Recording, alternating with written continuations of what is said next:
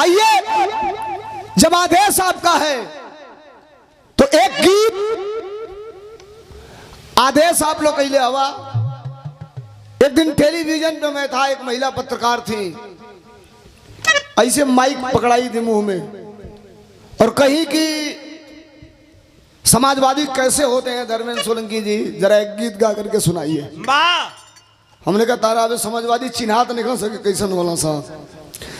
तो कली मैं पहचानने की बात नहीं है, मैं आपके मुंह से सुनना चाहता हूँ, सॉरी सुनना चाहती हूँ। तो हम कली देखा गावे तो जाता नहीं। ए भैया बैठा हो राकेश भाई, अब तू बैठा मर्दा बात ना का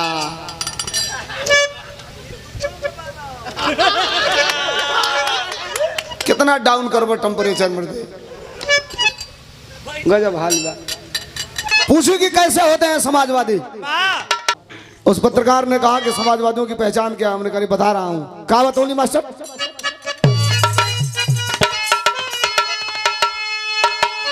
हम काली कि सुनो, हजम कर लेना तो कर लेना, और सुनिए फौज लेके थोड़े चले नहीं हम। रोज उत्तर प्रदेश के हर जिला में जाने, रोजो कहीं न कहीं रह ले। एक दिन हमारे नेता ने कहा सबका गाना बाजेला पार्टी कर रहा मैं तन सबसे पहले हमारे बाजा तो सांसद जी हाजिर हो गई।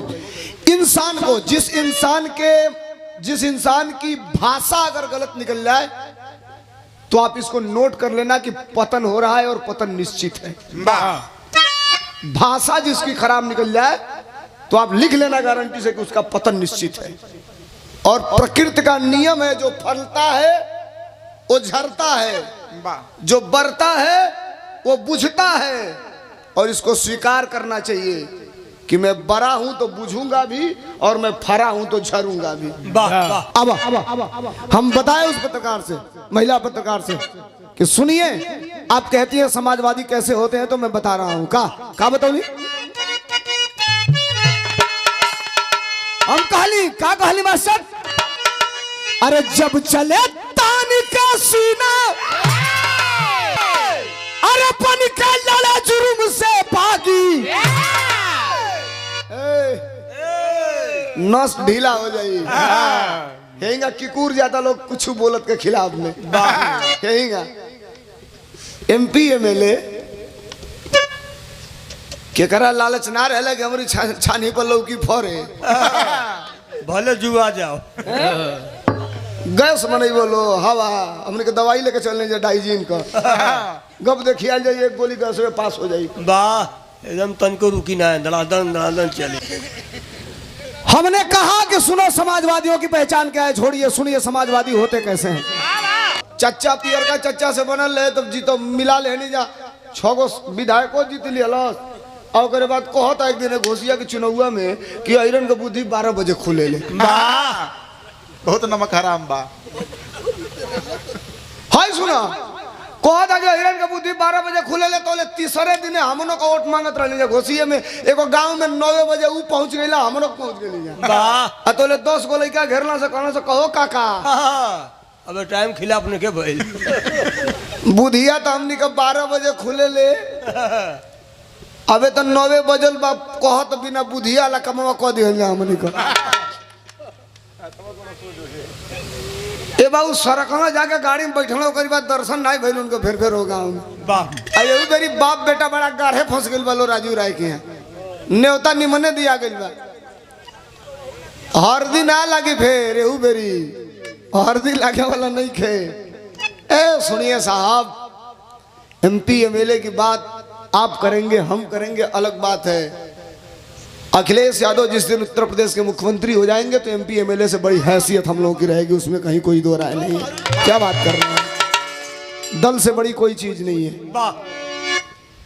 दल पहले है, दल माँ होती है। इतना छोटा था तो माननीय नेताजी ने पटना के सम्मेलन में बुलाकर क्या कहेगा कोई, आप वीडियो देखे होंगे, भारत की धरती पर अगर किसी गायक के सर पे सबसे ज्यादा हाथ माननीय नेताजी का पड़ा है तो सौभाग्य से मैं सौभाग्यशाली गायक धर्मेंद्र सोलंकी हूँ। आप लोग देखे होंगे सोशल मीडिया पे, मैं गा रहा हूँ, नेताजी बैठे हैं उनके सामने गा रहा हूँ अनेकों बार। अब हे जब 50 बार लाउड स्पीकर में बोलो। 9 महीना कंटिन्यू हम लोग चले 2022 के चुनाव में। आज भी जहां राष्ट्रीय अध्यक्ष रहते हैं आप लाइव देखिएगा, पार्टी की तरफ से चलता है, तो उनके पहुंचने तक मैं डाइस पे रहता हूं, मंच पे जिंदाबाद लगाते हुए। नेता है जो मंच पे पहुंचते हैं तो मैं वहां से किनारे हो जाता हूं। अब ये भाई घूम घूम माए के हम कहीं खली गाड़ी में, हम तो हेलीकॉप्टर में बैठ गए सभा में, तो रोजे कहीं आके जा का मतलब बाएगा। हमने कहा अखिलेश यादव देश के एक ऐसे नेता हैं जिनके सफेद कुर्ते पर कोई स्क्रैच नहीं है। हमने कहा कि अखिलेश यादव हैं कौन। हमने कहा उस पत्रकार से कि समाजवादियों की पहचान क्या है, सुनिएगा। कहा बतौली, अरे जब चले तान का सीना, अरे बन के लड़े जुर्म से भागी, त समझ ही जइहा हो। समाजवादियों की पहचान जब दूबे रहेंगे ठेलनी और तेज बोले नहीं तो नहीं माइक ले ले पत्रकार पीछे। अरे गाना गा रहे हो कि फाइट चला रहे हो? मार के भून फोड़ दो, हम कहीं फोड़ेंगे नहीं, हम गाना गा रहे हैं। सुनिए समाजवादियों की पहचान बता रहे हैं। क्या बताए, जब चले तान का सीना, अरे बन के लड़ा जुर्म से भागी, त समझ जइहा हो, त समझ जइहा हो, उहे हवे समाजवादी, समझ जइहा हो, उहे हवे समाजवादी, समझ जइहा हो, उहे हवे।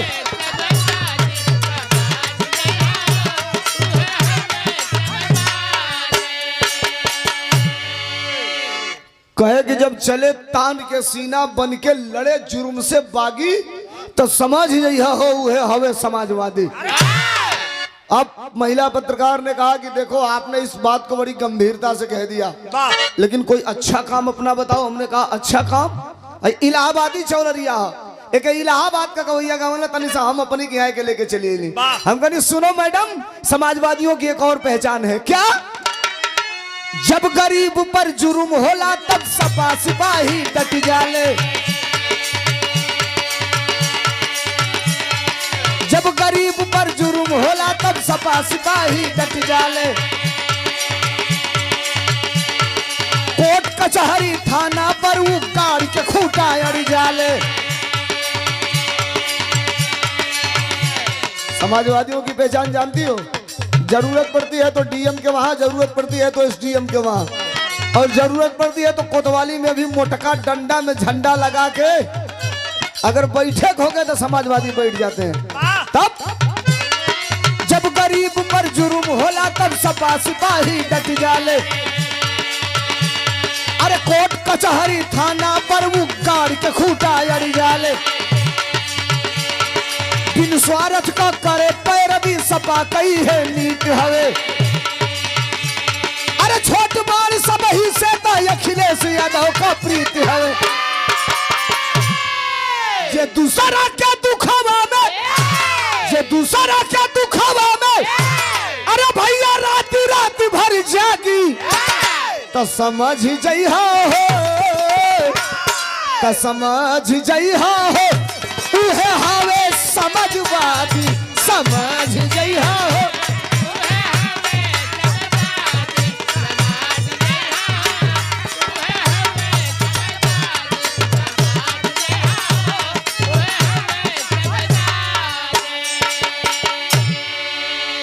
पत्र करवो कई गो जानता लोग दाम ले ले वाला सा, कहबो कुछ औरी तो ले बोलियो से खाली मोइये जी वाला। हाँ। तो कुछ कहो से कोनो मतलब लेन देन नहीं खे। एक पत्रकार ने कहा कि आपकी सरकार बहुत अच्छी थी, किया क्या, आप दोबारा रिपीट क्यों नहीं हुए? हमने कहा यह सवाल छोड़ दो। हमने कहा जब समाजवादियों की सरकार थी, राजनीति में समाजवादी एक ऐसी पार्टी है जिसको आप जात से नहीं बांट सकते। सबसे ज्यादा अगर पिछड़ी जात का सम्मान और पीडीए का सम्मान किसी ने इस भारत की धरती पर किया है इस बार, तो अखिलेश यादव अपने भी चुनाव नहीं लड़े, अपने भी चुनाव नहीं लड़े। आज जो दो नाम आए हैं कन्नौज से, पहले यह था कि राष्ट्रीय अध्यक्ष जी लड़ेंगे, तेज प्रताप जी चुनाव लड़ रहे हैं। अब आप जरा बताओ, हमको जातिवादी कहते हैं, बलिया से सनातन पाड़े, घोसी से राजीव राय, गाजीपुर से अफजाल अंसारी, सलेमपुर से रमाशंकर राजभर विद्यार्थी, देवरिया से कुंवर अखिलेश सिंह, बांसगांव से सदल प्रसाद, कुशीनगर से पिंटू सिंह सईधवार, गोरखपुर से श्रीमती काजल निषाद, डुमरियागंज से कुशल तिवारी, खलीलाबाद से पप्पू निषाद। इधर चले जाइए आप, गाजीपुर से आगे बढ़ेंगे, आजमगढ़ से धर्मेंद्र यादव, जौनपुर से बाबू सिंह कुशवाहा, मछली शहर से टिकट मिला है प्रिया सरोज को। कहाँ जातिवादी हैं साहब हम? 79 88 टिकट 78 टिकट हुआ है, 78 का नाम पूछेंगे मैं बता दूंगा। लिफाफा वाला थोड़े हम बात बतियाओगे कि फलाना है जाए के बाद ढेमका है जाए के बाद झूठ मूठ में हवा भर के होके फुलौले रह। जनता जानत नहीं खे, सब जानत दिया। अब अंतिम लाइन हमने कहा कि समाजवादी पार्टी की सरकार थी तो जानते हो? महिला पत्रकार ने कहा क्या? हमने कहा सुनो क्या बताया हमने। हम कहानी जब सत्ता में सपा रहे तब फ्री दवाई होत रहे,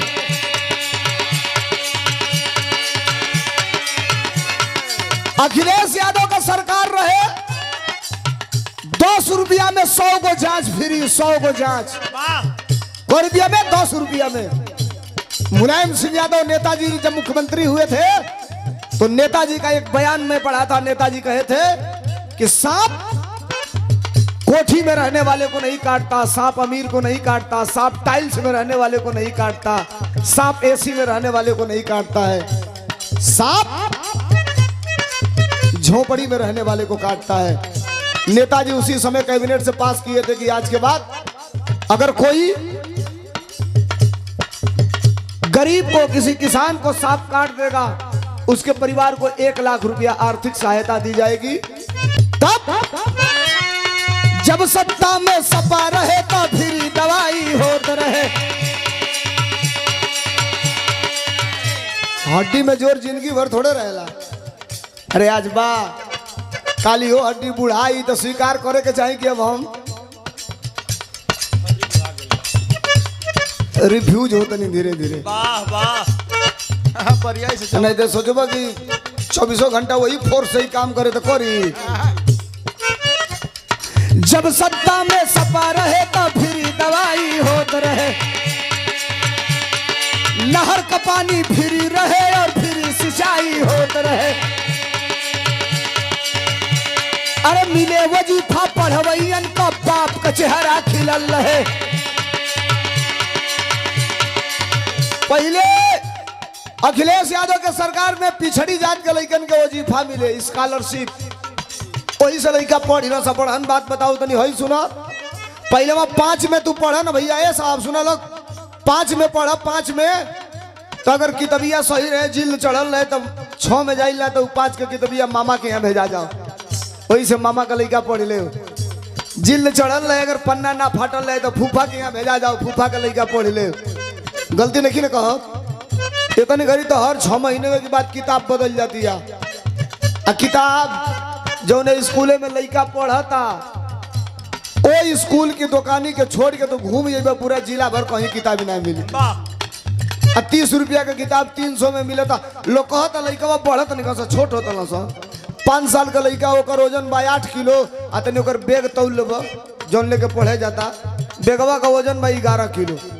8 किलो का लड़का 11 किलो का बैग तो सारे नीचे पड़े दाबी कि ऊपर मैं भग दे उगे दे। बताओ महतारी बाप कहता कॉन्वेंट स्कूल में पढ़ा रहा हूं, पहले प्राइमरी में पढ़ के लोग SDM हो जा। हाय सुना, जब सत्ता में सपा रहे तो फ्री दवाई होत रहे। अरे नहर का पानी फ्री रहे और फ्री सिंचाई होत रहे।